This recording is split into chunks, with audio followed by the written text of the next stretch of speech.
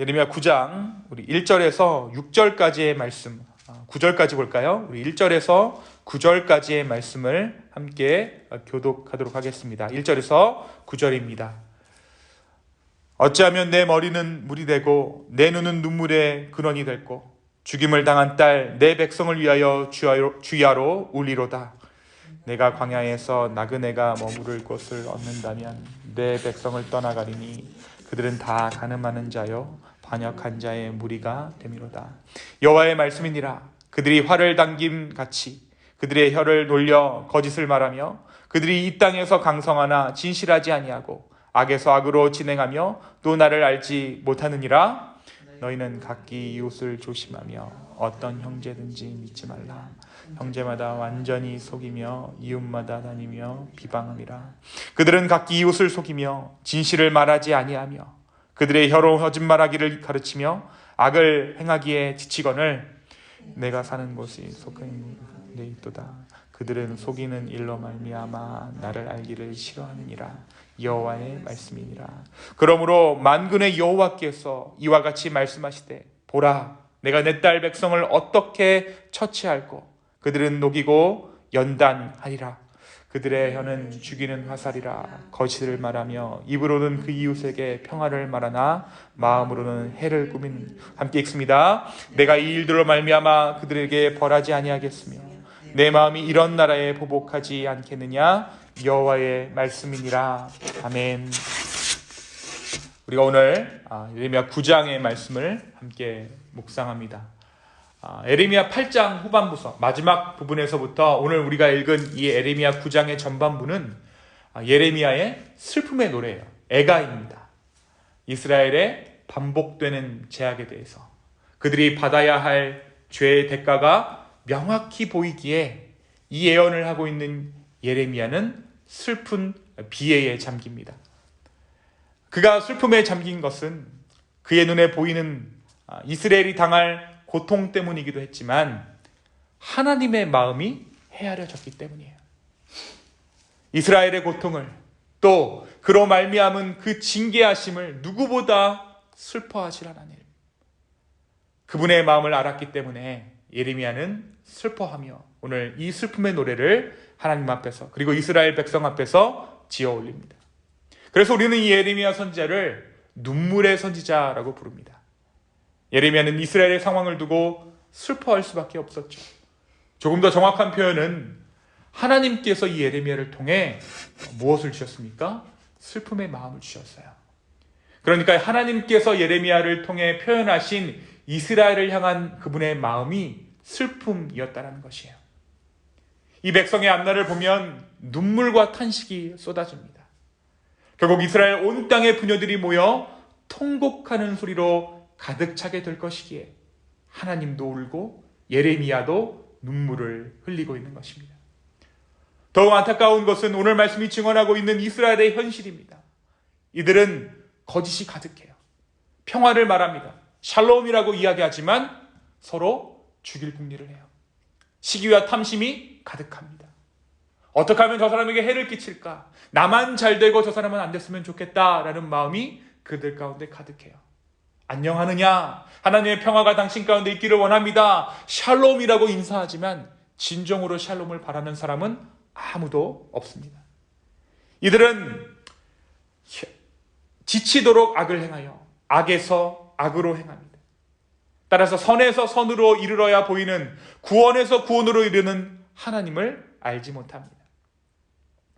이러한 상황을 두고 어떻게 하나님께서 이들을 벌하지 않고 진노하시지 아니하겠습니까?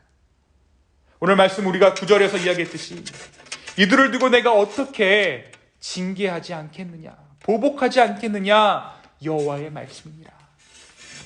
하나님은 하나님 되심으로 말미암아 이들을 향해 진노하시고 이들을 징계하십니다. 이들의 불순종을 향해서 조상 때부터 섬기는 그 바알 숭배, 그것에 대해서 하나님은 징계하시고자 합니다. 그래서 이 백성에게 쑥을 먹이기로 하시고 독한 물을 마시게 하기로 작정하십니다. 왜 그렇습니까?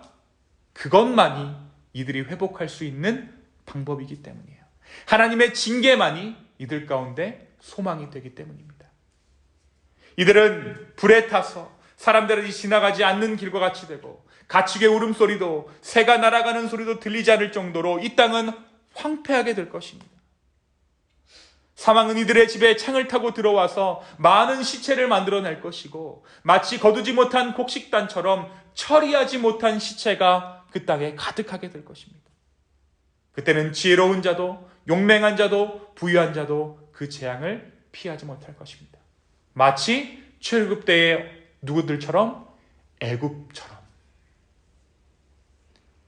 하나님으로부터 버림받은 애굽 땅처럼 그 애굽에 행해졌던 그 재앙이 이스라엘 땅 가운데 내려지게 될 것이다 라고 오늘 말씀이 증언하고 있습니다. 이러한 심판을 지금 예레미야가 보고 있습니다. 아직 현실적으로는 이 심판이 그들에게 임한 것이 아니었지만 예레미야는 그들에게 이미 임한 심판을 보고 있어요. 그의 육신의 눈에는 웃고 떠드는 사람들, 자기 성취감에 부풀어 내일을 향한 그 소망을 말하는 자들이 그들의 눈에 보였지만 예레미야의 마음의 눈에는 그들에게 임할 하나님의 엄정한 심판과 그들의 고통이 보였던 것입니다. 사랑하는 성도 여러분, 오늘 이 말씀을 우리가 어떠한 렌즈를 통해 조금 보아야 할까요? 오늘 말씀을 통해 우리는 슬픔이라는 것에 대해서 조금 생각해 봤으면 좋겠어요. 슬픔. 여러분, 슬퍼하는 것. 우리는 슬퍼하는 것을 굉장히 버거워하죠. 슬픔이라는 것을 굉장히 부정적인 것으로 생각합니다. 그래서 어떻게 하냐면 때로는 이 슬픔이라는 것을 굉장히 버거워하는 것을 넘어서 빨리 탈피해야 하는 감정이라고 생각해요. 조금이라도 우리의 삶 가운데 슬픔의 마음이 들어오면 어떻습니까? 털어버려야지. 부정적이다. 얼른 털어야지. 라고 생각합니다.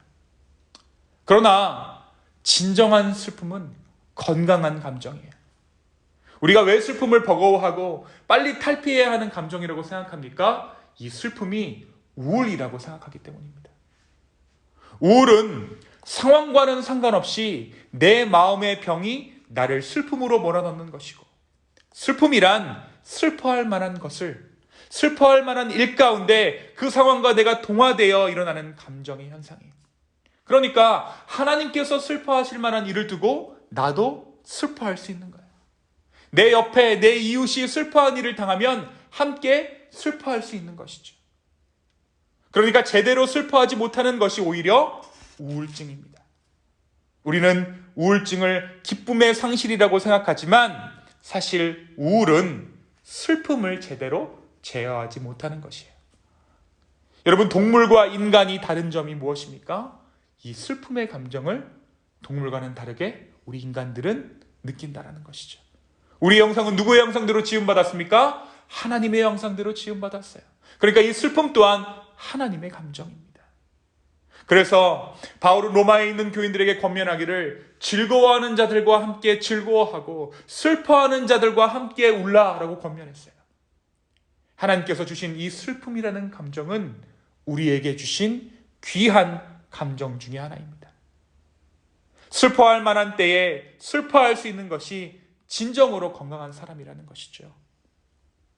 그렇다면 오늘 우리가 이 세대를 두고 교회의 모습을 두고 우리가 마땅히 가져야 하는 그 감정이 무엇일까요? 다름 아닌 슬픔이라는 감정이에요. 여러분, 진짜 슬퍼할 줄 알아야 진짜 기뻐할 수 있습니다. 슬픔을 외면하는 자들은 결코 진정한 기쁨을 얻을 수 없어요. 그것이 오늘 말씀이 이야기하고 있는 진리입니다.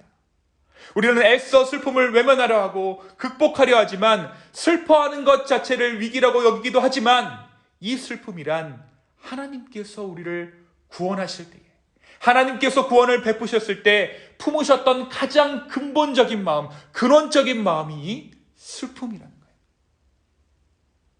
그가 우리의 죄악을 슬퍼하심으로, 그가 우리의 심판을 슬퍼하심으로 그는 우리 가운데 구원을 베푸셨습니다.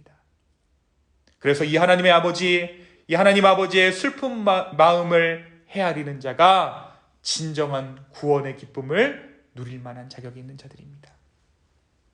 사랑하는 성도 여러분, 우리는 이 슬픔을 애써 외면해서는 안 됩니다. 애써 외면하기보다는, 극복하기보다는 슬픔을 받아들이고 그 하나님의 슬픔에 동참할 수 있게 되기를 예수님의 이름으로 축원합니다. 여러분, 이 세대를 보았을 때 어떤 마음이 드세요? 한탄하는 마음, 한심해하는 마음, 어떻게 하다 이렇게 되었을까라고 정말 아쉬워하는 마음이 우리 가운데 있죠. 그런데 그 마음을 넘어서 우리가 어떤 마음을 가져야 된다고요? 슬픔의 마음을 가져야 한다는 거예요. 그것이 주님의 마음이기 때문에. 여러분, 우리의 인생을 돌아보았을 때 우리에게 성숙의 징표가 되는 마음이 있어요. 그것이 슬픔이에요. 이렇게 한번 돌아보면 내가 내 인생에서 감정적으로 언제 성장했을까? 기쁠 때가 아닙니다. 슬픔의 때예요. 슬픔 가운데 우리는 성장하고 슬픔 가운데 우리는 성숙합니다. 고난은 인생을 성숙하게 하고 슬픔은 우리의 감정을 성숙하게 해요. 그래서 진짜 슬퍼할 때 슬퍼할 줄 아는 사람이 진짜 어른이에요. 오늘 이 하나님의 슬픔이 우리에게 전달되어지기를 원합니다. 이 세대를 향해, 우리 각자의 삶을 향해 슬픔에 찬 눈빛으로 바라보시는 주님, 이 주님의 슬픔을 충분히 하나님께서 이제 슬픔을 거두어라 하시는 그때까지 헤아릴 수 있는, 그래서 슬픔 끝에 진정한 기쁨을 온전히 받아 누릴 수 있는 복된 기쁨의 교회 성도 여러분들 되기를 예수님의 이름으로 축원합니다. 이 시간 함께 기도하겠습니다. 주님, 이 세대를 향하여서, 우리의 인생을 향하여서 슬퍼하시는 주님을 오늘 이 아침에 깨닫게 하여 주십시오.